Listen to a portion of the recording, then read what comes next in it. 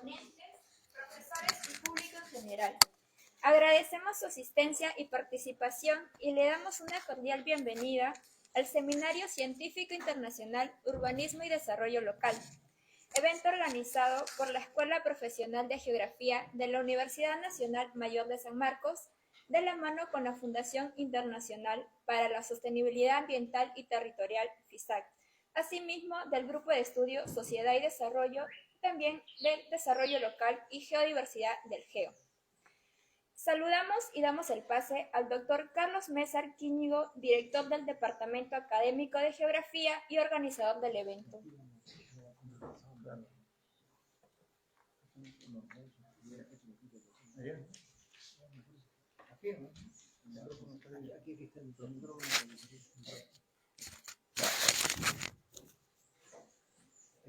Muy buenas tardes a todos los presentes, tanto autoridades como público en general, y alumnos y egresados. En esta oportunidad, el Departamento Académico de Ciencias Geográficas da la bienvenida a nuestras autoridades, al doctor Carlos Cabrera, ex miembro y docente del Departamento Académico de Ciencias Geográficas, al doctor Cristóbal Aljobín, que está presente, decano de la Facultad de Ciencias, y al doctor Antonio Geri, quien ha gestionado la participación de nuestro gran ponente, que es Julián Mora Aliceda. Yo creo que el departamento está promoviendo este seminario científico internacional, urbanismo y desarrollo local.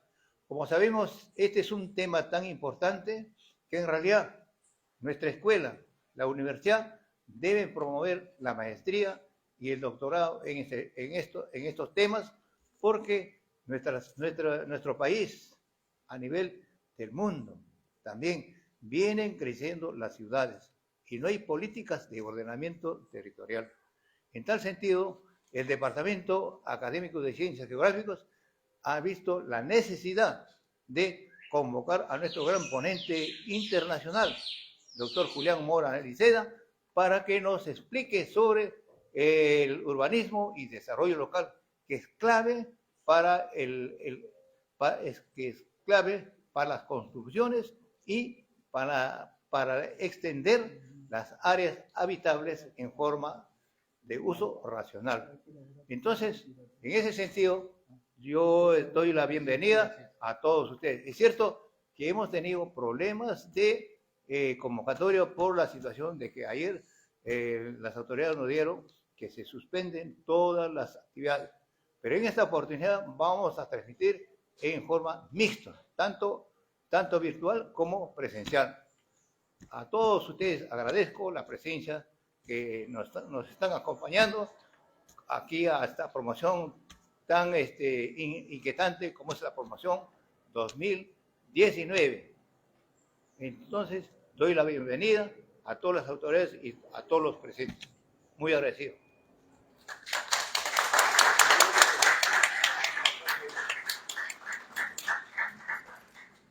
Bueno, asimismo volvemos a saludar al doctor Carlos Cabrera Carranza, vicerrector académico de pregrado de la Universidad Nacional Mayor de San Marcos, al doctor Cristóbal Aljobín de Lozada, decano de la Facultad de Ciencias Sociales, también al doctor Juan Meléndez de la Cruz, director de la Escuela Profesional de Geografía.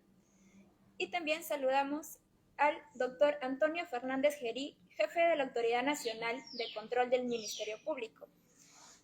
Y por último, saludamos al doctor Julián Mora Aliceda y al doctor Wardel Díaz Cartagena por brindar esta conferencia magistral en calidad de ponentes. Ahora, para empezar con el desarrollo de las ponencias, a continuación tenemos la presentación del doctor Julián Mora Aliceda. Él estudió ordenación territorial, urbanismo y planificación estratégica en la Universidad Complutense de Madrid. Es doctor en Geografía y Ordenación del Territorio por la Universidad de Extremadura. También es doctor en Sociología por la Universidad Complutense y doctor honoris causa en materia de medio ambiente por la Universidad Paulo Freire. Tiene una diplomatura en Ordenación del Territorio de la Escuela Superior de Ingenieros de Caminos en la Universidad Politécnica de Valencia. También es máster en estrategias ambientales, así como también en urbanismo y ordenación del territorio. Él ha dirigido 10 proyectos internacionales de investigación, 12 nacionales y 9 regionales. Ha publicado 14 libros y 42 artículos.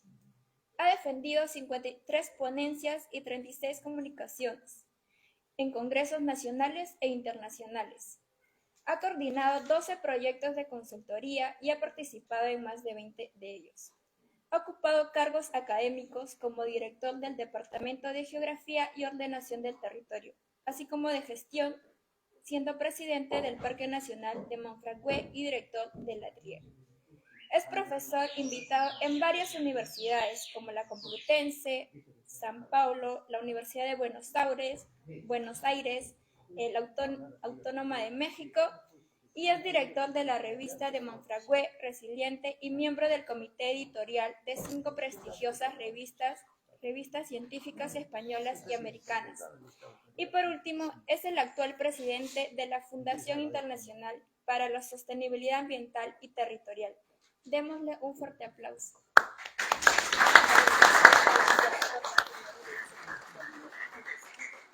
Ahora vamos a darle el pase al vicerrector para que dé la inauguración del evento.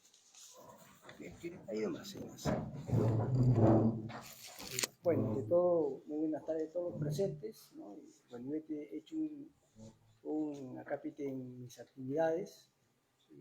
Estoy en tratamiento de recuperación, estoy atiendo de mi oficina, pero bueno, y verdaderamente me siento muy contento de estar acá presente ¿por qué? Porque justamente la Escuela de Geografía es la cuna donde yo nací como docente, ¿no? Hace 37 años yo me incorporé como jefe de práctica de esta escuela y hemos trabajado arduamente, ¿no?, con todo el equipo de docentes de esta escuela para su desarrollo. Pero ahora que estoy en otro departamento de donde estoy siempre, llevo en mi corazón y el apoyo pleno para la escuela que me dio nacer, y muy contento y también agradecido por todo ese apoyo, porque ha sido parte también de la formación académica y profesional en la cual estoy actualmente.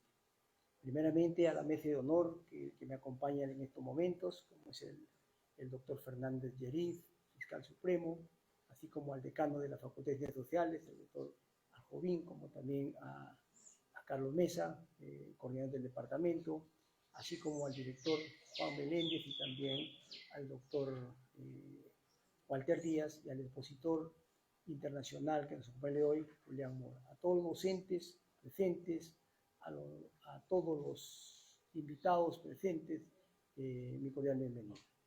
Es tan importante hoy día este evento que el Departamento de Ciencias Geográficas ha tenido a bien organizar, porque la geografía es una ciencia integral que debe tenerse en cuenta en todos los proyectos de investigación, en los proyectos de inversión.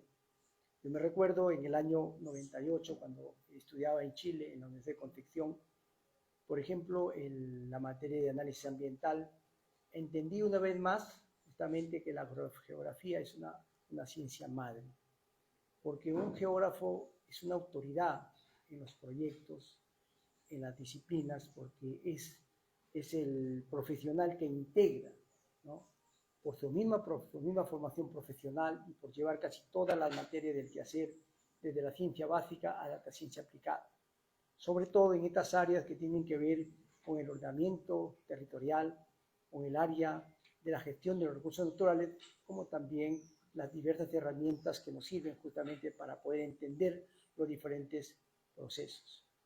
En esa índole es muy importante, por ejemplo, este curso que hoy día ustedes han tenido a bien iniciar, porque tenemos que entender que hoy en día, por ejemplo, los problemas ambientales que tenemos justamente se debe, según Foster, que publicó un texto en el año 75 sobre la ciencia ambiental, habla justamente que los causantes de este problema ambiental es el crecimiento de la ciudad y, por otra parte, el crecimiento de las actividades o el crecimiento de la tecnología.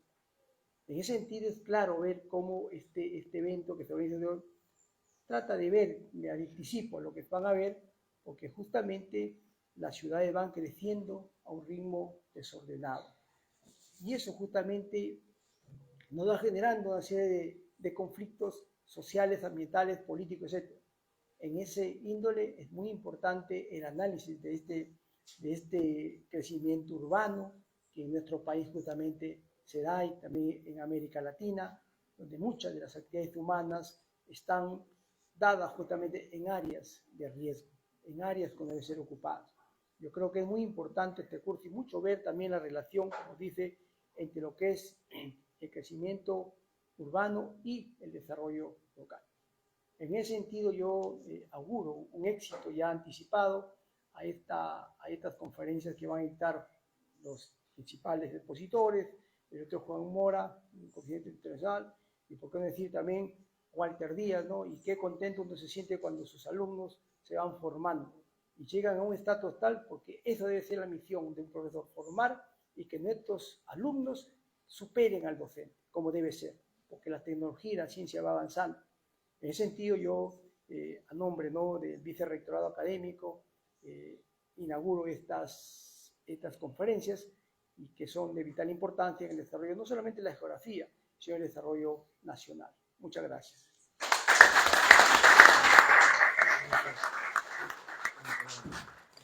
Bueno, ahora le damos el pase al decano de la Facultad de Ciencias Sociales.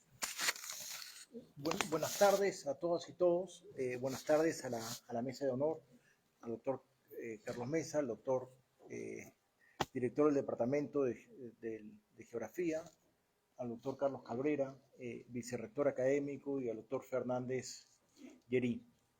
Para mí es un gran honor estar aquí y ver este programa sumamente interesante de urbanismo y desarrollo local, con dos expositores, uno español, el doctor Julián Mora Aliceda, y el peruano, el doctor Walter Díaz Cartagena.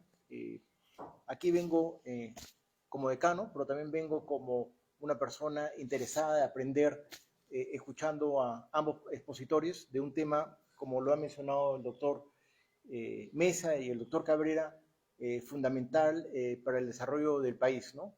Para un desarrollo más igualitario, más inclusivo, y aprender a vivir del modo más adecuado posible, ¿no?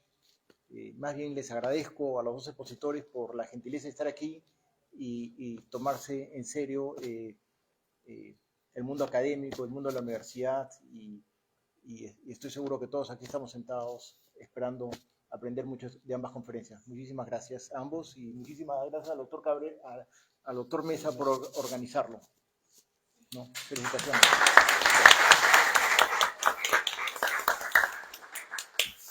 Ahora sí, para empezar con las ponencias, le damos el pase al doctor Julián Mora Aliceda. Sí, ahí se escapa.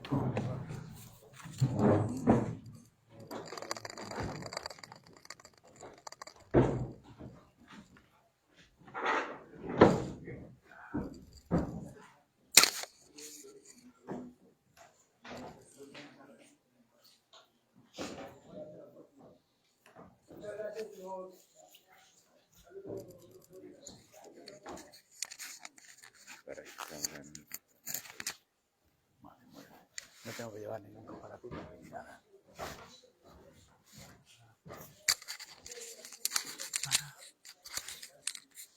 Es para mover desde allí.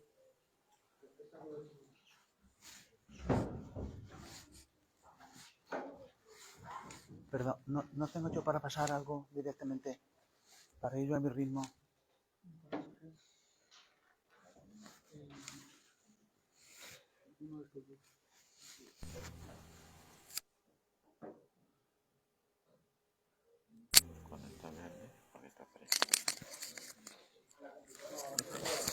Ya.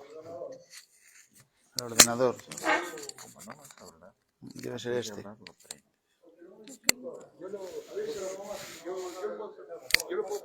Vale, es que así ya. Es que si me lo pone aquí, es que preferiría yo ir marcando el ritmo, por no ir. Póngalo aquí si es posible. Lo digo para marcar yo el ritmo.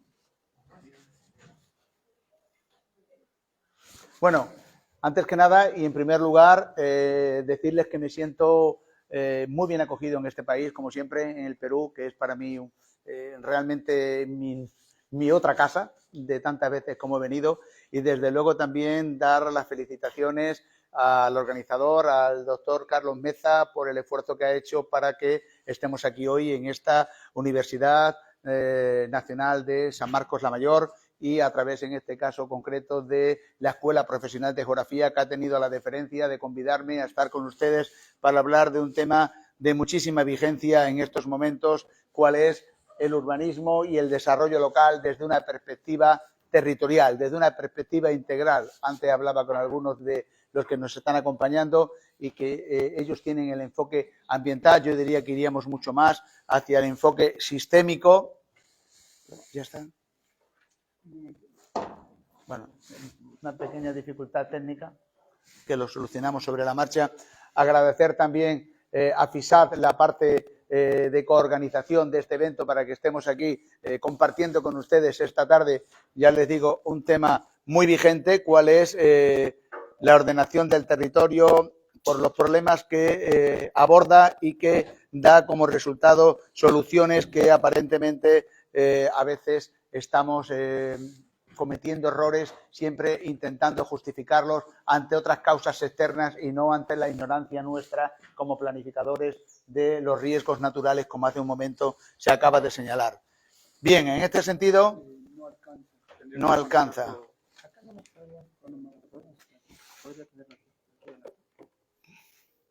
Vale, pues aquí nos apañamos. Bien, como saben ustedes, cuando hablamos de la ordenación del territorio, tenemos que entender que en el territorio, y el urbanismo forma parte del territorio, es un espacio realmente multidimensional y que en la ordenación del territorio integran muchísimos elementos, tantos como los que podamos imaginar. Y por un lado tenemos los elementos bióticos, abióticos y socioeconómicos. ¿Qué quiero decirles? Que cuando hablamos de territorio estamos hablando de elementos como la geología, porque al final estamos asentados sobre una serie de rocas, ¿verdad? El elemento litológico, la geomorfología o relieve, y aquí ustedes en el caso de Perú lo tienen claramente identificado, desde la zona más alta andina hasta la meseta del altiplano, bajando por las fuertes pendientes hasta la línea costera, y vemos cómo hay adaptaciones de las poblaciones a esas dificultades orográficas y también climáticas. Con ello les quiero decir que además del elemento, por lo tanto, litológico y de relieve, tenemos también los elementos que están asociados, que son elementos como la hidrografía, los ríos, muy importante para los asentamientos humanos, además de los ríos, las condiciones climáticas, tanto térmicas como pluviométricas, también vemos aquí en Perú una enorme variabilidad y, asimismo, además de los recursos como el agua, tendríamos que hablar de los suelos, porque los suelos son también un elemento clave para los asentamientos humanos, porque en función de su riqueza, de su feracidad o productividad, vamos a determinar ciertos usos. Y por último tendríamos la parte de la biota, es decir, la flora y la fauna, que en estos momentos alcanzan una dimensión extraordinaria, porque como ven ustedes, cada día desde los organismos internacionales se recomienda la protección de la naturaleza. Y para proteger la naturaleza tenemos que considerar una serie de elementos que de algún modo identifican ese espacio con grandes valores. ¿Y qué tiene que ser ese espacio? La singularidad, la rareza, la excepcionalidad y la vulnerabilidad. Y claro, cuando confluyen algunos o todos esos factores, tenemos que pensar en delimitar, caracterizar y clasificar esos espacios como protegidos, con determinadas medidas para permitir la pervivencia de esta flora y esta fauna a veces tan características. Y por otro lado tenemos también dentro del ambiente, que a veces nos olvidamos, el aspecto social, el aspecto humano. Parece que todos los organismos internacionales, cuando hablamos del ambiente, solo consideran la parte de la naturaleza, como si el ser humano estuviera ajeno. El ser humano forma parte de la naturaleza.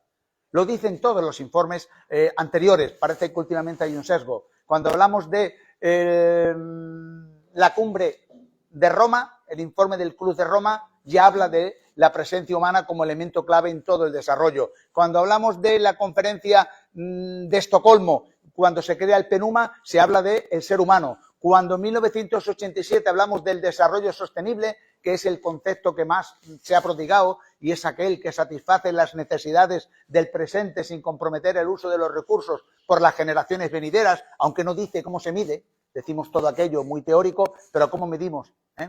Para que las generaciones venideras tengan sustento, pero también las que están ahora no dejen de tener sustento, porque hay muchas poblaciones que no llegan a tener garantizada ni siquiera la nutrición. Bueno, pues en ese sentido se va avanzando. La cumbre de 1992, la cumbre de la Tierra, habla también de que el medio ambiente y por tanto el territorio lo integran la naturaleza, la economía y la sociedad. Si no hay desarrollo económico, no hay desarrollo social. Y si no hay desarrollo social, tampoco hay protección de la naturaleza, paradójicamente.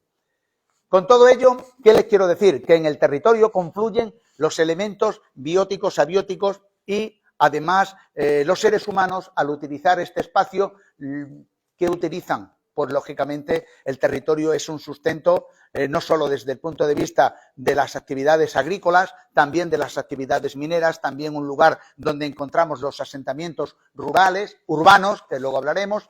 Es un lugar por donde tendemos nuestra red de infraestructuras, es un lugar por donde se expanden en esa orografía y con ciertas sinuosidades nuestras áreas de bosques, de desiertos, de áreas litorales y, al mismo tiempo, con todo ello, también tenemos en cada uno de esos territorios una serie de culturas, elementos que hacen que cada espacio sea percibido por las sociedades de manera distinta. Fíjense, en Perú no vamos a ver el mismo espacio en la zona ecuatorial como el área de Iquitos, de la misma manera que lo vamos a percibir en el desierto que hay entre Chiclayo y Piura.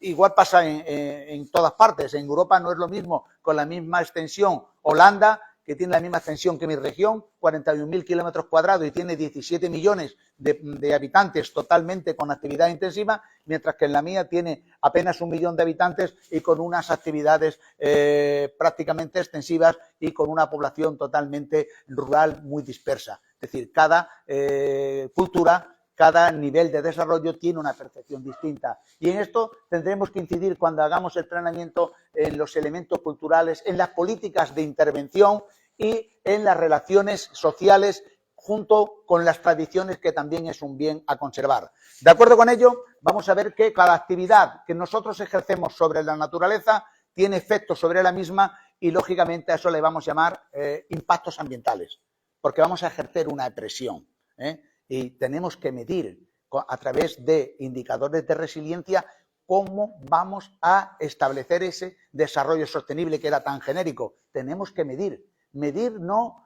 solo por el simple prurito académico de medir, sino tenemos que medir para servir a la planificación y a la gestión de los procesos. Tenemos que medir las variables ambientales, las variables sociales, las variables económicas. ¿Para qué? Para que nuestra planificación esté desde todo punto de vista controlada desde el inicio y que podamos llegar a los objetivos que nos planteamos, que a veces olvidamos todo eso.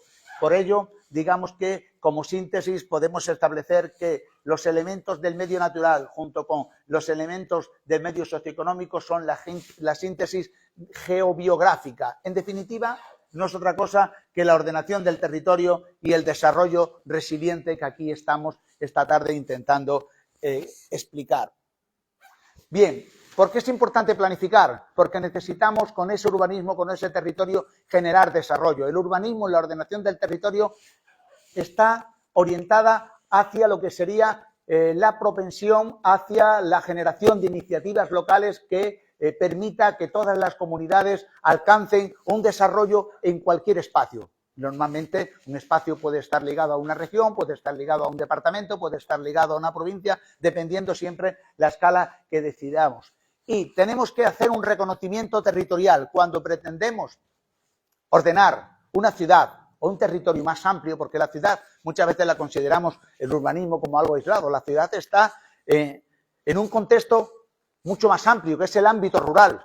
La ciudad se nutre del ámbito rural en alimentación, en recursos mineros, en recursos forestales, de todo tipo, y al mismo tiempo el ámbito rural, digamos, se nutre de servicios y equipamientos que la ciudad provee. Por lo tanto, tenemos que contemplar eso. Y toda ordenación del territorio, cuando vamos a conocer el territorio para ordenarlo, necesitamos saber en 5 fases cómo se encuentra. tendríamos que tener una primera fase de análisis. El análisis es el conocimiento de todos los elementos que hemos dicho anteriormente, de la geología, del relieve, del clima, de los suelos, de la vegetación, de la fauna y también las características sociodemográficas. ¿Cuál es la estructura de esa población? ¿Cuáles son las tendencias de esa población? ¿Cuáles son las tasas de natalidad, la de mortalidad, los saldos migratorios, que pueden ser positivos o negativos? Y cuáles son también las características de esa estructura económica. Nos va a permitir incidir para cambiar aquellos elementos que son retardatarios del desarrollo. Una primera fase, como les he dicho, por tanto, de análisis. Una segunda fase que sería de diagnóstico. Una vez que ya conocemos el análisis de esa realidad de alguna manera medida a través de indicadores, tenemos que establecer ese diagnóstico. ¿Cuáles son las debilidades más importantes a las que se enfrenta ese territorio? ¿Cuáles son las amenazas que se ciernen sobre él si no actuamos? Pero también tenemos que saber que en ese análisis vamos a conocer las fortalezas y las oportunidades. Ahí es donde tenemos que incidir. ¿Para qué? Para corregir, implementando las fortalezas y oportunidades, los constreñimientos anteriores de debilidades. Ahí es la importancia de la ordenación del territorio y el urbanismo como planificación. Una tercera fase sería ya la de pronóstico. Necesitamos proponer una serie de actuaciones, de recetas, sobre cuáles son las medidas estratégicas mejor adaptadas a ese territorio que estamos, digamos, analizando y diagnosticando, porque al final es un territorio enfermo. Le hemos hecho una analítica, ¿verdad? Por lo tanto, como si hubiéramos hecho a un humano una analítica de sangre, que serían esos elementos naturales menos cambiantes, como sería el suelo o el clima o la vegetación, y una analítica de orina, que son aquellos elementos que más rápidamente se alteran, como pueden ser las condiciones socioeconómicas. Por lo tanto, tenemos eso. Y también tendríamos que establecer una radiografía de ese territorio. ¿Y cuál es la radiografía? Si la hacemos a un enfermo, una radiografía es una placa, ¿verdad?, donde detectamos los tumores. Pues la radiografía es la cartografía del territorio. Y últimamente tenemos unas infraestructuras y unos equipamientos, y aquí ustedes lo tienen, como así me consta, que es a través de los sistemas de información geográfica que podemos analizar todas esas variables. A través del análisis de las imágenes satélites podemos ver la evolución de ese territorio. Y con todo ello pasaríamos, por tanto, a la fase cuarta. Análisis, la primera, diagnóstico, la segunda, pronóstico, la tercera, la cuarta, gestión de cómo sería el plan, y en la quinta sería la disciplina, que es el marco legal que vamos a aplicar a ese territorio para que se cumplan de manera decidida los objetivos. Bien, esto sería clave para poder conocer la evolución de cualquier espacio, y para ello, lógicamente, tenemos que establecer partenariados económicos de acuerdo con las condiciones culturales de cada territorio, promover formas de interactuar entre los agentes públicos y entre los agentes privados. Estoy pensando en el mundo empresarial, estoy pensando en el mundo de las ONGs, estoy pensando en todas aquellas personas o actores que intervienen en el territorio, para establecer una estrategia común adaptada a esa realidad y, lógicamente, utilizando siempre las buenas prácticas que hayan dado resultado en nuestros lugares para establecer redes de intercambios y de experiencias y, al mismo tiempo, firmar lo que serían proyectos compartidos. Bien, ¿por qué necesitamos establecer también una metodología para elaborar un plan de desarrollo urbano local con un enfoque territorial? Es una metodología que todos lo conocen, no voy a incidir en ella, pero la ordenación territorial es la conducción, canalización planificada del propio sistema territorial y tiene que estar basado en una información rigurosa, en los datos, aséptica, que nos permita tomar desde posiciones científicas las decisiones correctas.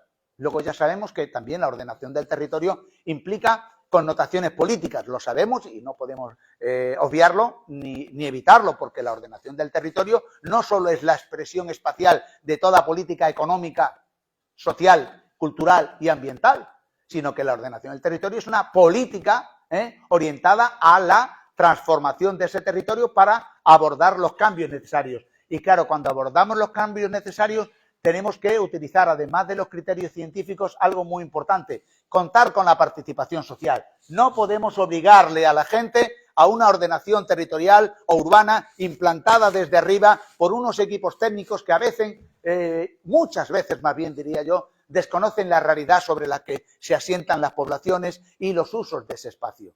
Por lo tanto, la participación social es un elemento clave en todo este proceso.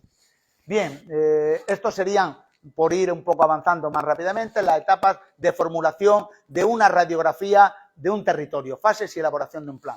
Primero, una fase preparatoria. Es importantísimo organizar y gestionar todo el proceso desde el inicio en la formulación del plan, identificando cuáles son las acciones que son más urgentes y que no requieren ningún tipo de retraso, que hay que abordarlas ya antes de que no solo se enquisten, sino que se expandan a modo de metástasis. Una segunda fase de análisis y diagnóstico, como hemos dicho, para conocer e interpretar el territorio. Y la tercera de planificación, donde intentaríamos modificar el sistema territorial en aquellos elementos que son, digamos, más condicionantes de sus capacidades. Para ello, siempre contando con esa participación social, con las técnicas específicas que nos permiten conocer esa participación social y cuál es el pulso de la sociedad. Ustedes saben que se utilizan diferentes técnicas cualitativas, cuantitativas, historicistas o evolutivas, ¿no?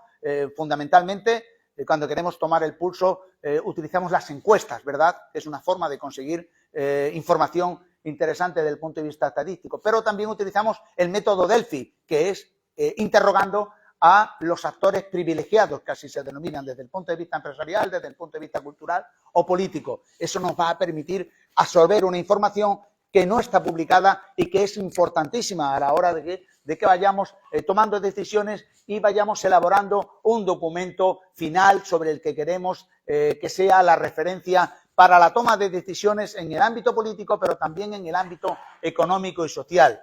Y por último tendríamos la etapa de materialización del plan, que es a largo plazo. El plan se va ejecutando con una serie de objetivos previstos, con un presupuesto determinado, porque si no tenemos recursos, el plan se va a quedar como un documento ahí en una estantería, con una presentación magnífica, podemos consultarlo en Internet, pero no va a ser operativo. Por lo tanto, tenemos que materializarlo y eso conlleva unos equipos técnicos para la fase de gestión territorial o urbanística del plan. Esto es clave, porque si no se va a ver totalmente hundido. Bien, esto es a modo de síntesis de lo que estaba señalando. Tenemos primero, cuando vayamos con toda la información, una aprobación inicial del plan de urbanismo y ordenación del territorio. Estoy señalándole a modo muy sintético en la conferencia, esto sería muy largo, ¿no? Pero vamos a uña de caballo. Aprobación inicial del plan de urbanismo y ordenación del territorio. Una vez que se ha aprobado inicialmente y hay una serie de alegaciones, pasamos a la aprobación provisional de ese propio plan, y una vez que ya se ha contado con la consideración también de los órganos con competencias, que puede ser la propia ciudad, como en el caso de una región, como las autoridades regionales, pasaríamos a la aprobación definitiva del plan de urbanismo y ordenación territorial. Todo esto conlleva realmente a que diseñemos una metodología formada fundamentalmente por una serie de principios de partida que habría que establecerlos, son los principios políticos que antes hacía referencia, cuál va a ser el contenido y el alcance del plan, y a partir de ahí, en esa metodología, definir el equipo, un equipo que tiene que tener, por su propia consideración, unos profesionales muy heterogéneos. Yo, más que equipo interdisciplinar, diría equipos transdisciplinares, porque no son los que sean diferentes disciplinas, sino que todas se articulen, todas tienen que tener ese componente espacial, y atribución de responsabilidad a los miembros del equipo, al igual que establecer un cronograma de tareas para llevar a cabo ese proyecto durante un tiempo y, lógicamente, poder cumplir con los plazos previstos. En los principios de elaboración del plan, bueno, tenemos que saber que el planeamiento, cuando se disponga de ello, va a permitir reflexionar sobre cuáles son aquellos instrumentos que nos van a poder dar respuesta, no solo desde ese marco teórico que necesitamos como apoyo, sino también desde la evidencia empírica.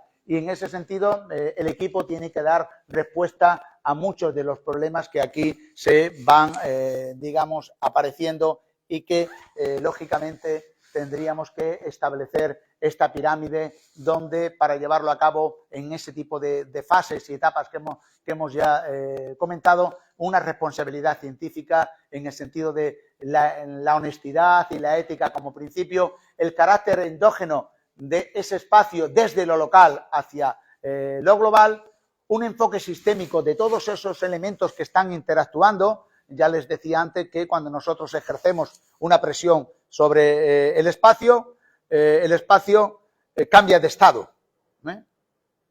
Presión, estado, y tenemos que dar una respuesta para corregir, para mitigar, para paliar nuestros efectos que sean menos nocivos para el ambiente. Por lo tanto, presión, estado, respuesta. Ese es el enfoque sistémico y el enfoque también del compromiso ambiental con esa sensibilidad que nos va a permitir ir hacia el desarrollo compatible. Más que sostenible, yo hablaría de compatible, porque necesitamos la pervivencia de los grupos humanos, pero al mismo tiempo que obtengan un cierto desarrollo económico, pero conservando y preservando el espacio natural sobre el que se asientan. A partir de ahí, la aplicación del planeamiento en cada una de esas fases, y los resultados tienen que ser siempre científicos y que sirvan para el soporte social en la toma de decisiones que sean, digamos, llevadas a cabo en las actualizaciones permanentes. Bueno, aquí estarían en ese orden los grupos. Bueno, al final se trataría de ir desde lo endógeno y desde lo local a abordar aquellas necesidades y aspiraciones que tiene cada población, explotando de una manera racional sus recursos endógenos. Pero si antes no los hemos conocido, nunca los vamos a explotar. Tenemos que saber cuáles son y cómo podemos hacer el uso más razonable de ellos. Recursos endógenos que son lógicamente los naturales, pero también son los humanos, recursos, digamos, históricos construidos, oportunidades de localización. Eso da lugar a iniciativas locales que van a satisfacer tanto demandas externas como iniciativas que pueden llegar de fuera para generar unos ciertos distritos de desarrollo, que es lo que a veces necesitamos siempre desde el máximo respeto al medio ambiente. Y el enfoque del plan tiene que ir, lógicamente, con una visión clara, diagnóstico estratégico. Orientados, sabemos que nuestros presupuestos siempre son limitados, orientados a aquellas actuaciones que generen efectos multiplicadores, efectos sinérgicos. No podemos ir poco a poco porque la suma de diferentes factores no nos dan a veces el resultado que necesitamos. Tenemos que incidir en aquellos que generan efectos, como diría, multiplicadores sobre otros. Identificación de las medidas que van a mejorar la situación actual y, lógicamente, no perder de vista la imagen de territorio que queremos, porque al final necesitamos también un marchamo de identidad territorial. Aquí, a modo de resultado, digamos, más o menos sinóptico de aquello que les he ido explicando, necesitaríamos, por tanto, una fase preparatoria, un diagnósticos sectorial sobre lo ambiental, sobre lo económico, sobre las infraestructuras, sobre los equipamientos, sobre el ambiente. Un sistema compatibilizado de objetivos, porque esos diagnósticos territoriales tienen que integrarse, y se diseñará la imagen de esos objetivos, que serían la imagen de marca territorial, lógicamente procediendo a la evaluación ambiental estratégica. No olvidemos que los planes de ordenación del territorio y de urbanismo, al menos en Europa, tienen como obligación no solo la evaluación del impacto ambiental, sino lo que denominamos evaluación ambiental estratégica, ligado a lo que sería un plan estratégico que acompaña al plan físico. Estamos hablando ahora les explico la diferencia entre el plan urbanístico o de ordenación territorial y el planeamiento físico diferente del estratégico. Un avance del plan sería la otra fase, esa que les decía antes, aprobación provisional después, fase de gestión una vez que ha sido aprobado definitivamente después de esta fase de gestión para el desarrollo durante 4 años del plan, y fase de disciplina, porque esto es uno de los elementos que yo he visto que en América más fallan, en la América ibérica. La fase de disciplina, y eso lo ven ustedes aquí mucho en Perú cuando hay inundaciones en los huaicos. La gente, después que ha pasado y ha causado un gran destrozo, vuelve a sentarse en el mismo lugar, ¿verdad? Olvidándose que no es una situación de desastre natural, o si es desastre natural. ¿Qué lo consideran ustedes? ¿Desastre natural cuando vino un huaico? No. El huaico estaba ahí antes que los seres humanos se asentasen, antes que la cultura prehispánica se asentara y antes que llegaran los españoles también estaban ahí los huaicos. ¿Qué ocurre? Que cuando nosotros nos asentamos en un lugar que es un espacio vulnerable a las condiciones climáticas, cuando nos asentamos, corremos un riesgo. Si no nos hubiéramos asentado, no pasa nada. Corremos un riesgo. Ese riesgo, cuando llega el fenómeno, el Niño o cualquier lluvia torrencial, ¿en qué deriva? En catástrofe. Pero no es natural. Es una catástrofe derivada del desconocimiento de las dinámicas territoriales. Si hubiéramos tenido cartografiada todas las zonas vulnerables y hubiéramos tenido disciplina, ahí yo como municipalidad no le voy a conceder ninguna licencia de ubicación, de asentamiento, porque si lo hago, yo como técnico municipal o como concejal y alcalde, tengo responsabilidad de lo que ocurra. Ahí estaría la disciplina. Si esto se llevara a cabo, no tendríamos ningún problema, sería algo muy excepcional. Para eso está la ordenación del territorio, para eso está la planificación urbana, para evitar situaciones que luego, claro, luego es muy fácil decirle, la culpa es del cambio climático. Bueno, eso había ocurrido siempre, lo que pasa es que no había antes asentamientos. Y ustedes se darán cuenta de una cosa, las ciudades iberoamericanas, la parte hispánica, nunca se han inundado. ¿Por qué? Porque ya lo decían las ordenanzas de Felipe II, un lugar elevado, próximo a un curso fluvial, claro, la población tiene que ver, y al mismo tiempo si hay dos tipos de suelo para diversificar riesgos en los cultivos.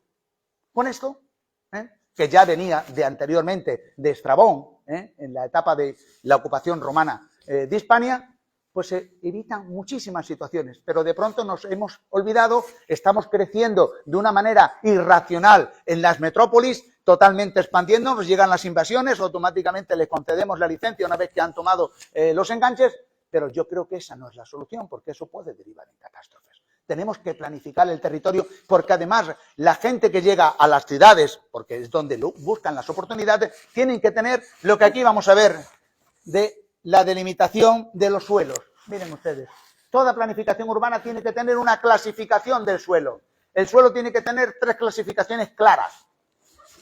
Suelo urbano, que es el que está consolidado por la edificación o por las infraestructuras.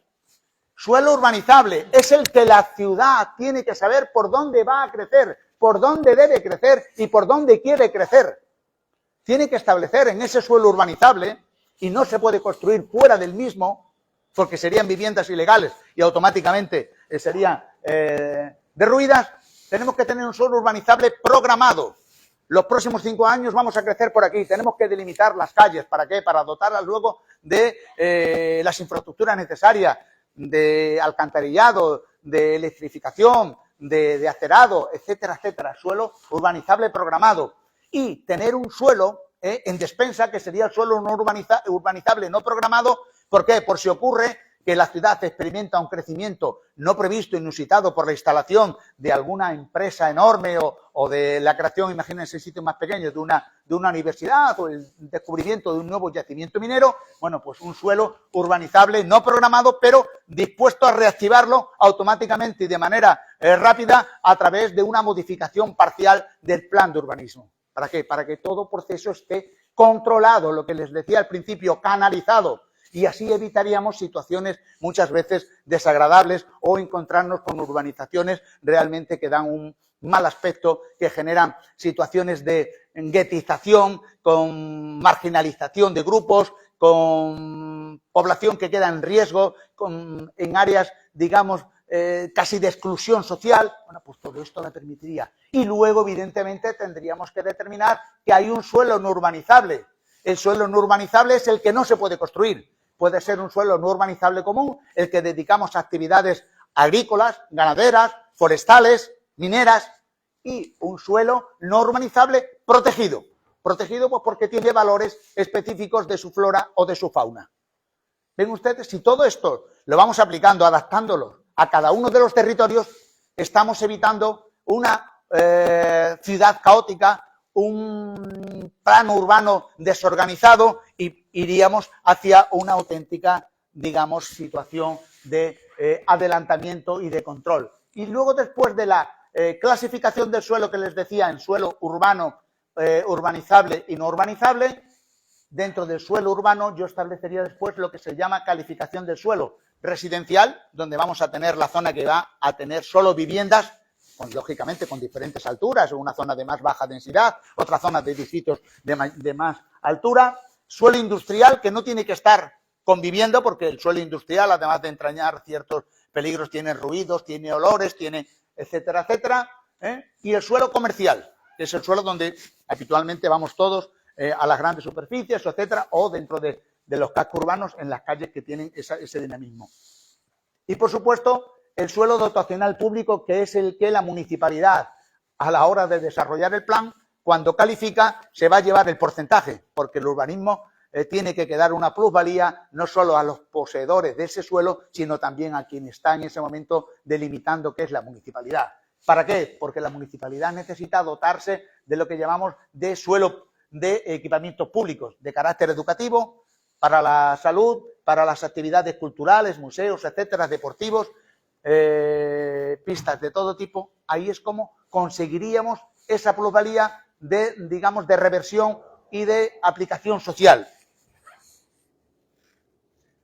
Esto sería un modelo de plan, este sería el de un municipio de allá de España, está perfectamente delimitado, cuáles son las áreas de expansión, ven ustedes fuera de lo que está, no se puede edificar.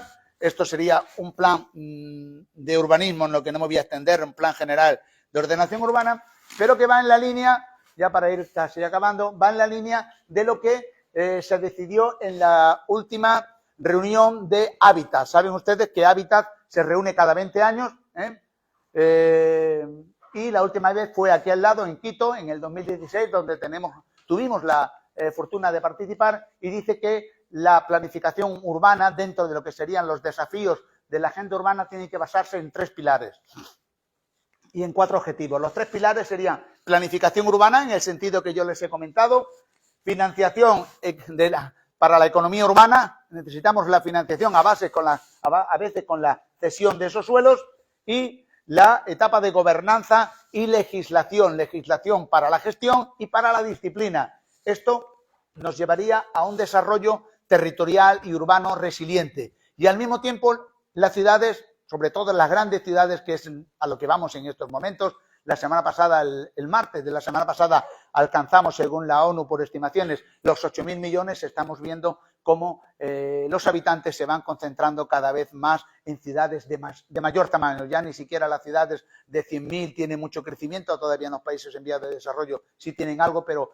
en los países más desarrollados ni siquiera las que tienen 100.000 o 200.000. Son ciudades de 1 millón hacia arriba, que por cierto tenemos en el mundo 230 ciudades que superan el millón de habitantes, y hay más de 50 que superan los 10 millones de habitantes, entre ellas Lima, área metropolitana. 10 millones de habitantes parece así, bueno, una cosa decente, ¿no? Es más que muchos países, es más que Portugal, o es más que Cuba, por ponerle, o es más que Suiza, o es más que la población que tiene Noruega, o Finlandia, o Suecia, por ponerles un caso para que vean ustedes la población que tiene, por ejemplo, Lima, ¿no? Los 4 objetivos: las ciudades tienen que ser incluyentes, en la línea que antes hemos señalado, tienen que ser ciudades compactas, no se puede crecer con muchos intersticios sin ocupar, porque eso es un coste energético enorme, tienen que ser ciudades que crezcan además en altura, precisamente para que podamos utilizar cuanto menos transporte público mejor. Las ciudades tienen que estar conectadas internamente y conectadas con el exterior, y las ciudades con esa planificación urbana, con ese, digamos, plan que evite los guetos, la ciudad tiene que estar integrada. Una ciudad integrada, una ciudad conectada, incluyente y compacta, es una ciudad que va a reducir sus conflictos, que va a ser más habitable. Yo más que sostenible diría habitable.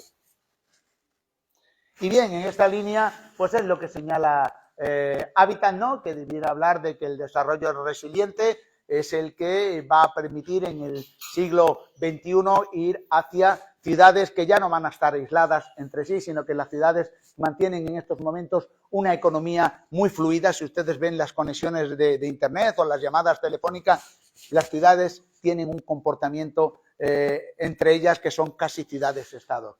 Y, lógicamente, necesitamos una gobernanza urbana. La gobernanza urbana, lo que viene a decir la Agenda Hábitat, dice que es la suma de los individuos y las instituciones, tanto públicas como privadas, para planificar asuntos que les son comunes. Es decir, donde todos tienen que ser partícipes del futuro de la ciudad. La ciudad no puede ser un modelo impuesto, sino un modelo asumido y aceptado. Por eso hablábamos antes de esa participación social. Y ya para ir concluyendo, fíjense ustedes que ahora ha aparecido el modelo del desarrollo policéntrico. Es el modelo que parece novedoso, ¿verdad? La ciudad de los 15 minutos, es un francés de origen español el que lo ha puesto en boga, un arquitecto, y dicen que la ciudad tiene que tener centros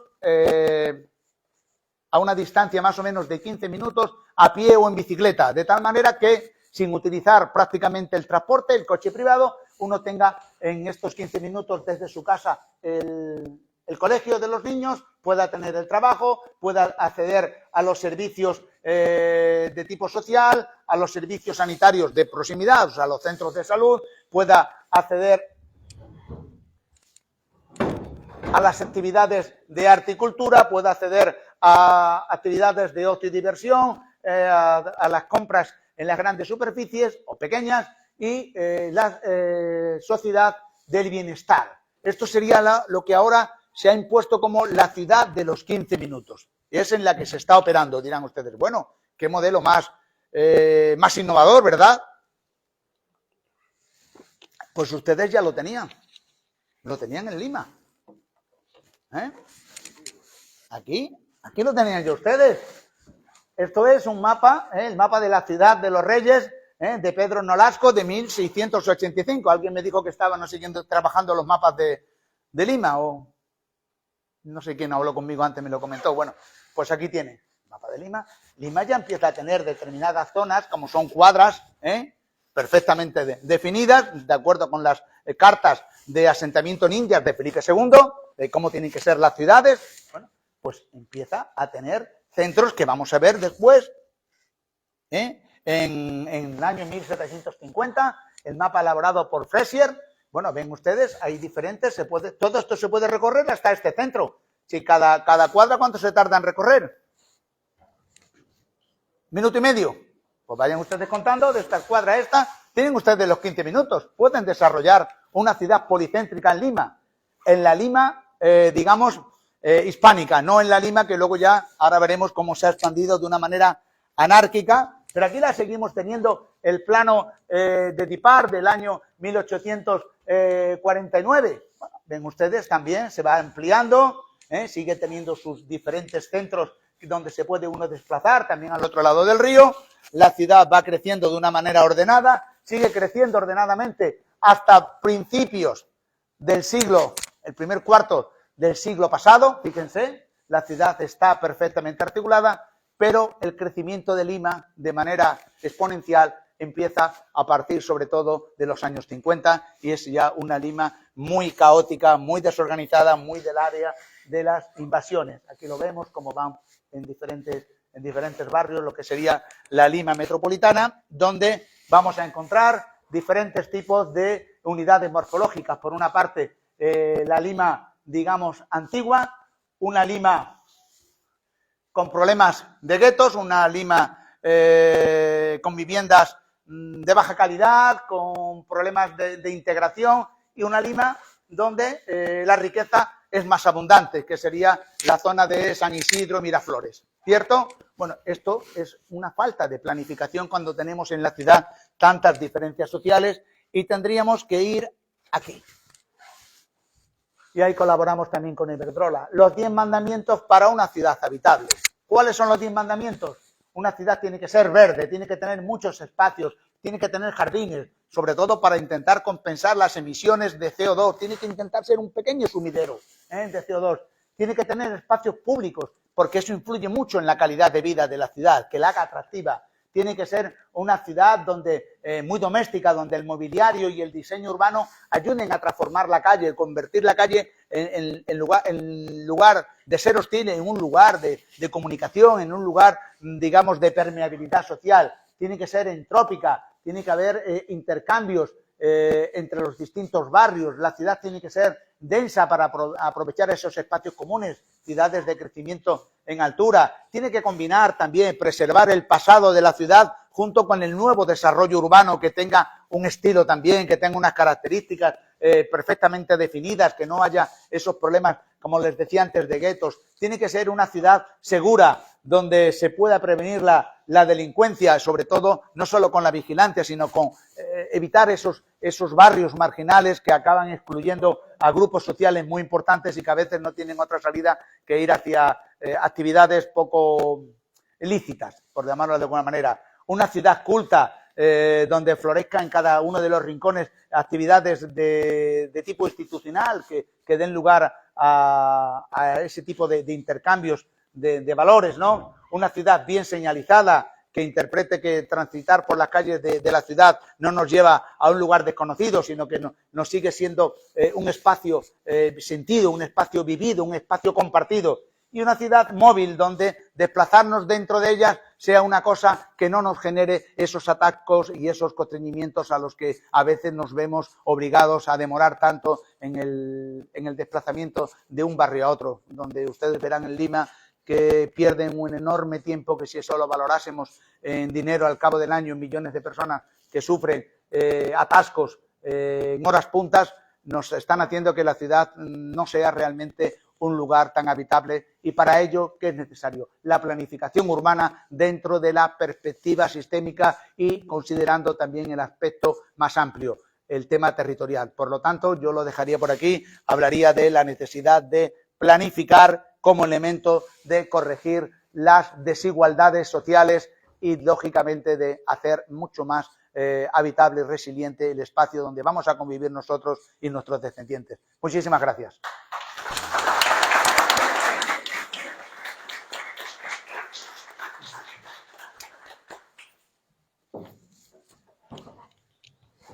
Muchas gracias, doctor, por su magistral exposición. Y siguiendo con el desarrollo de este importante seminario, a continuación tenemos la participación del doctor Walter Díaz Cartagena. Él es geógrafo, egresado de la Facultad de Geología, Minas, Metalurgia y Ciencias Geográficas de la Universidad Mayor de San Marcos. Cuenta con un máster en Gestión de Espacios Naturales, cursado en las Universidades Autónoma de Madrid, Universidad de Alcalá y la Universidad Complutense de Madrid. Tiene el título de posgrado de Medio Ambiente, Minería y Desarrollo Sostenible de la Universidad Politécnica de Madrid y maestría de Gestión Integrada en Seguridad, Salud Ocupacional y Medio Ambiente. Es doctor en Ciencias Ambientales por la Universidad Nacional Mayor de San Marcos. También es docente de la Universidad Nacional Mayor de San Marcos de pre- y posgrado de las Facultades de Ciencias Sociales, Geología, Minas, Metalurgia y Geográfica e Ingeniería Industrial, y en el posgrado de la Facultad de Ingeniería Ambiental y Sanitaria de la Universidad Nacional de Ingeniería UNI. Ha publicado 3 libros y varios artículos en revistas nacionales e internacionales. Además, es ganador del premio al mejor trabajo técnico de Medio Ambiente otorgado por el Colegio de Ingenieros del Perú en el año 2011. Ha sido becado por la Fundación Carolina, Fundación BBVA de España, Programa Alfa de la Unión Europea y la UNESCO. Habiendo conocido su amplia trayectoria, le damos el pase para que desarrolle su exposición. Adelante, por favor.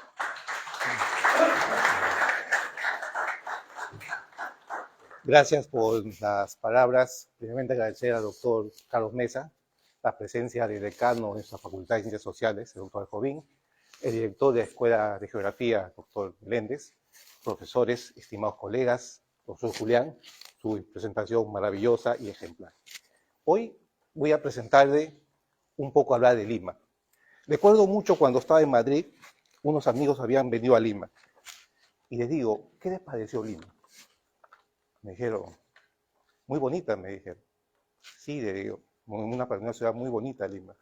Sin embargo, me dijo uno de ellos, a veces me sentía que estaba en Europa y al minuto me sentía que estaba en un país subdesarrollado. Eso inmediatamente me llamó la atención, porque él hablaba de cruzar San Borja a La Victoria. dos realidades distintas realmente que había de haber en un tan corto territorio. Y es que Lima es una ciudad que nace de las invasiones. Lima nace, primero se ocupa la vivienda, luego hay que llevar agua, desagüe, energía eléctrica. Eso nos cuesta a todos. Para poner un ejemplo, hablamos que Pachacute, el Estado gastó 150 millones para poder llevar agua a Pachacute. Está incluido. Va a llevar agua a Pachacute. Para 30.000 viviendas. Es decir, $5.000 por vivienda. Después de muchos, de más de 10 o 15 años. Entonces, el gran crecimiento de Lima ha sido el caos desordenado. Tenemos una ciudad que resolver y que ordenar. Por ahí un alcalde nos prometió que iba a convertir en Lima una Lima como Miraflores. Nos dejó una Lima completamente más destruida. Y es que a nivel, miren todo el territorio, tenemos poca parte plana. El suelo urbano en Lima ya no existe. La informalidad y la corrupción han tomado por completo a Lima. Hace poco hemos visto que sale que el Estado da a una empresa una cantidad de hectáreas para que esa empresa, con fines sociales, vende terreno a 45 millones, con el supuesto plan que va a ser viviendas para gente más pobre. Y es que todo el territorio que vemos de Lima está poblado, desordenado. El doctor nos manifestó que éramos ya en el planeta 8.000 millones. Esa tendencia va a seguir. Todos vamos a seguir viviendo en zonas urbanas.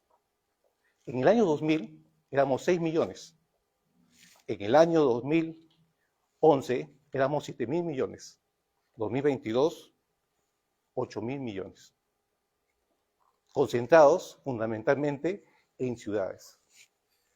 En ciudades de las cuales cada vez son megaciudades. Pues la ciudad de los 15 minutos, excelente. Lo pueden encontrar tal vez solamente en San Isidro o Miraflores. Para lo que pueden pagar el valor del suelo. ¿Saben que comprar un departamento al frente del Golf de San Isidro o comprar un departamento al frente del mar de Miraflores, de Malecón, puede costar tanto como comprar un departamento en pleno Madrid? El valor del suelo se está incrementando porque falta el suelo. Entonces, para 2030, el 80% de la población vivirá en alguna urbe en el Perú. En Lima, hace 100 años, mostró el doctor con un mapa, éramos 195.000 personas.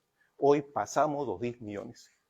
Tenemos una nueva migración, la migración venezolana, de las cuales está necesidad de viviendas y casas. Si no resolvemos esta situación, la siguiente, pasamos por una situación bastante complicada. Entonces, ¿cómo hablar de urbanismo y desarrollo en una ciudad como Lima? Estas viviendas, no tener piso, me condena a la pobreza, me condena a la enfermedad. No tener agua potable es niños enfermos. Esta realidad, si no resolvemos en Lima, en el Perú, 7 millones viven en situación precaria. Si no resolvemos esta situación, nuestro país va a colapsar y va a ser insostenible. Si la gente de San Isidro, Miraflores, San Borja, los distritos burbujas que podemos llamar, no miran hacia los cerros, no damos agua a la gente de los cerros, no damos soluciones integrales, pues la situación se nos hace bastante caótica. ¿El problema cuál es? La informalidad y la corrupción en la ocupación del territorio. Tenemos el 70% de la vivienda es autoconstrucción. Vino mi padre, construyó su casa, los hijos construyeron encima de sus casas y se fue a edificar una casa que estaba hecha para un piso y al final terminó con 4 o 5 pisos. Otras personas llegan con los traficantes de terrenos, que es el negocio más grande que hay en Lima, se ubican y comienzan a lotizar los terrenos y a vender, a comercializar. Entonces, las viviendas no cuentan con agua potable, no cuentan con desagüe, no hay piso de cemento y no hay material no desconstruido. Miren, en el año 1985 pasó un terremoto en México. murieron 40.000 personas. Un terremoto de grado 7.5 creo que fue. En el 2015 hubo otro terremoto en México. Fallecieron 400 personas. ¿Qué pasó? México aprendió de lo que significaba viviendas seguras en el terremoto del año 85. ¿Qué pasa en Lima un terremoto? Hay un centro sísmico de más de 500 años, grado 9.0. Tendríamos, según Defensa Civil, 50.000 muertos. Yo creo que sería mucho más el número de cantidad de fallecidos. Entonces, otro problema que también tiene Lima es el cambio climático. El cambio climático que nos va a afectar, por ejemplo, la variedad climática que hay en Lima nos afecta a todos. Puedo estar en el centro de Lima un día de verano de 30 grados o 32 grados, me voy a una zona como donde hay vegetación, que puede ser, por ejemplo, San Borja, en menos de 10 kilómetros, voy a tener una temperatura de 27 grados. La diferencia es por la cobertura vegetal. Tenemos que buscar más áreas verdes para Lima, comenzar a forestar para Lima. Mínimamente por cada 3 personas tenemos que tener 2 árboles en la ciudad. Y el tema de contaminación ambiental. Lima es una ciudad, la segunda ciudad más grande en un desierto después de Jairo. Sin embargo, Lima está frente al mar. El mar sirve como una limpieza que limpia el aire en Lima. Todos los contaminantes de Lima se los lleva la brisa marina, los vientos, hacia la parte de activación del batorito costanero, donde también lo estamos poblando. Esa limpieza del aire hace que Lima no se sature en la calidad del aire. Sin embargo, hay zonas críticas de la mala calidad del aire. La generación de basura que tenemos y que necesitamos gestionar. ¿El Perú cuánto necesita? Necesita 100.000 viviendas, pero viviendas planificadas, bien establecidas, con un techo seguro que me permita vivir y tener una buena calidad de vida. Necesitamos desarrollar un plan urbanístico. El doctor nos explicó el diseño urbanístico que tenemos que tener. Y estas viviendas construidas tienen que ser construidas, son construidas solamente formalmente. El 70% de la ciudad, de las construcciones de Lima, son informales. Y son las que son en estos momentos en un pedido. La siguiente, por favor. La siguiente. Sí, otro día, por favor. En los próximos 20 años vamos a formar más de 2.5 millones de nuevos hogares. ¿Cuál es nuestro gran problema en la vida? Poder comprar una propiedad. Nos pasamos la vida trabajando para poder comprar una casa propia. Y es nuestra gran preocupación de todos, comprar una casa propia. Cuando yo tengo una casa propia, resolví gran parte de mi vida. Y seguro. Pues las nuevas generaciones van a tener mucho más difícil para poder acceder a una vivienda, con las condiciones seguras para que puedan formar los nuevos hogares. El factor limitante, el suelo. En Lima ya no queda suelo para proyectos. No queda suelo. El valor del suelo se sigue incrementando cada vez más y más. El precio más alto del suelo en Lima está en Gamarra. El metro cuadrado, $10.000, por el valor comercial y la dinámica comercial. La siguiente, por favor. ¿Conocen esa zona ideal? Una zona verde.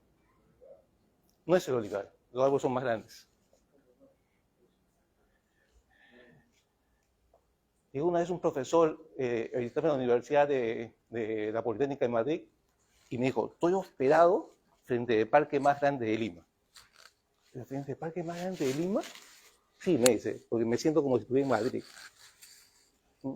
Digo, ¿cuál es ese parque? El Parque Castilla en Lince. Lince es el distrito premiado por más árboles que tiene en todo Lima. Necesitamos, pues, el valor de esta zona se está incrementando por servicios ambientales. La calidad de frescura que siento en un verano ahí no se siente en ninguna parte de Lima. Lima puede estar en 34 grados, voy al Parque Castilla y me siento una frescura de 28 grados. La importancia de tener una cobertura forestal. No hay una planificación, no hay una gestión, no estamos ocupando adecuadamente el suelo en Lima. Si no cambiamos nuestro estilo de vida, estamos viendo una ciudad completamente sostenible. La siguiente. De nada sirve la teoría si no sirve la práctica. En el año 2008 dirigía un proyecto minero, la parte ambiental, que era el proyecto Toromocho. y quiso hacer la primera ciudad ambiental y territorial. En ese tiempo todavía no llegaban los chinos a Toromocho, eran los canadienses que manejaban el proyecto. La siguiente. Una de las grandes preocupaciones era, avanza por favor, ¿dónde colocar esta ciudad que estaba aquí? Morococha. Una ciudad con más de 100 años de minería y que tenía todo un caos completo para desarrollar este proyecto minero, que hoy ya es realidad. La siguiente. Iba a aumentar el Tajo con los años y no podía haber mina si que no se movía el pueblo. Había que hacer el primer reasentamiento peruano en el Perú más grande, de mover 5.000 familias a un nuevo lugar. La siguiente, por favor. Así vivían en Morococha. Y esa era la idea de cómo hacer la nueva ciudad. Había que buscar la tradición con el nuevo futuro de la nueva ciudad. La siguiente. Lo primero que había buscado un sitio no contaminado. Recorrimos todo el sitio de Morococha y en todo el suelo había cantidad de metales pesados. Solamente en un humedal no había metales pesados. ¿A qué había que hacer? Secar el humedal, porque es el único lugar donde podíamos poner una ciudad que esté de un suelo no contaminado con metales pesados. Y diseñamos lo siguiente. Primero, una zona residencial, una zona de equipamientos, una zona de trabajo, una parte comercial, de creación y protección ambiental. La etapa de la ciudad y integrar a un entorno, es decir, que sea sostenible, que sea integral. Y el tipo de viviendas. La siguiente. Esa fue la ubicación que ubicamos a Hacienda Pucará, 157 hectáreas. En la evaluación de riesgo, como ustedes ven, en el río Pucará hay una laguna Hualcococha en la parte alta. Diseñamos un sistema de canal con una simulación que pueda resistir precipitaciones de 1000 años. Es decir, un diluvio, ese sistema de canal tiene que soportar para que la ciudad no se pueda inundar. La siguiente. Los ejes eran la integración a la carretera central internacional para una proyección futura con cerca de Oroya, y la ubicación era en la ubicación regional de Yauli.